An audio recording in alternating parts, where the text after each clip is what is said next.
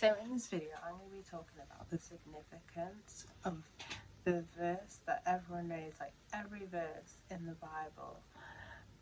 Some people kind of remember off by heart, but this is the one that everyone remembers, and that's Jesus wept. I'm going to highlight why important that is in the scripture and how and what that action represents.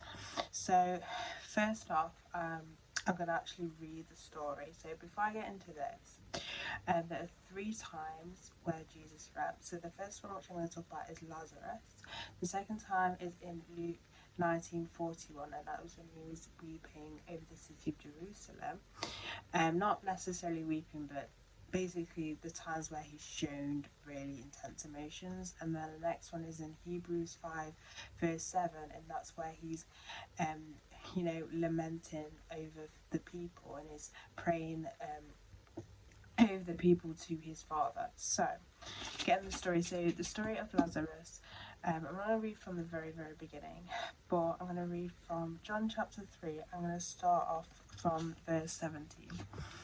So when Jesus came, he found that he had already been in the tomb 4 days. Now Bethany was near Jerusalem, about 2 miles away, and many of the Jews had joined the woman around Martha and Mary to comfort them concerning their brother. Now Martha, as soon as she heard that Jesus is coming, went and met him, but Mary was sitting in the house. Now Martha said to Jesus, Lord, if you had been here, my brother would not have died. But even now I know that whatever you ask for God, God will give you. Jesus said to her, your brother will rise again. Martha said to him, I know that he will rise again, and in the resurrection at the last day.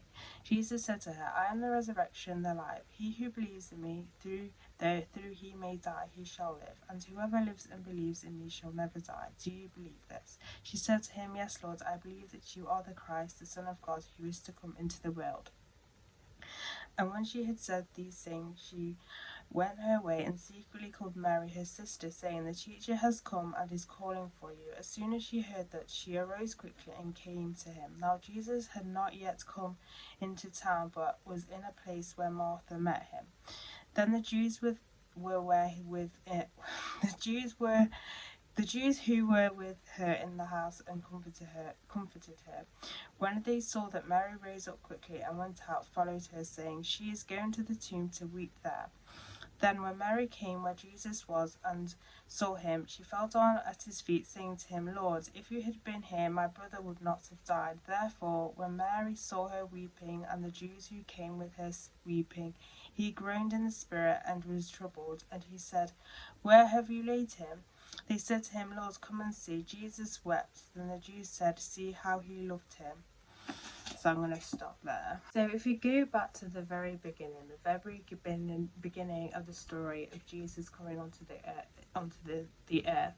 So God decided to send his son down to the earth, and he chose him and humbled himself to become a human. Like, he could have come down in great glorious glory and everything like that, or come down as fully formed human, but he chose to actually go through the process of a human. So obviously as a human we're born as a child. The only time that didn't happen was when God first created man and woman, but naturally, you're born at the woman's womb, you're basically a baby.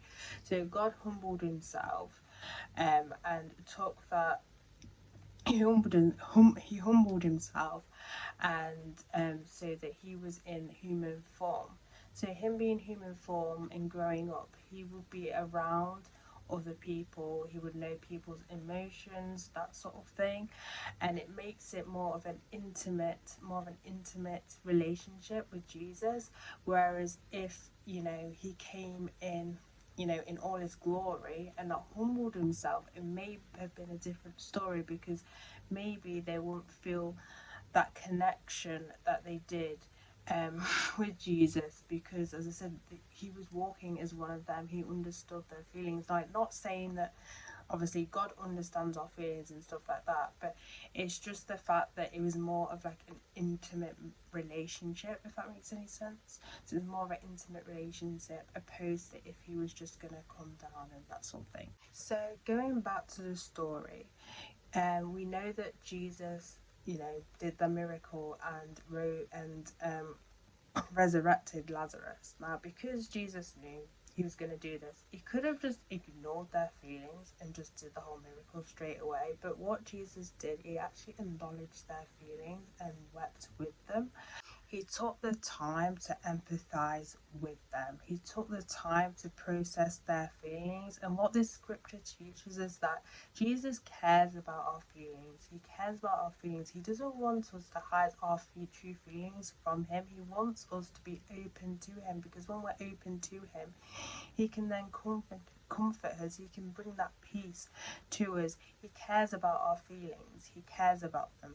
The scripture just tells us how much that he loves us. He loves us so much that he takes into account every feeling that we have. When we are hurt, he's upset when he sees when we are hurt. When we are happy, he's thrilled when we are happy.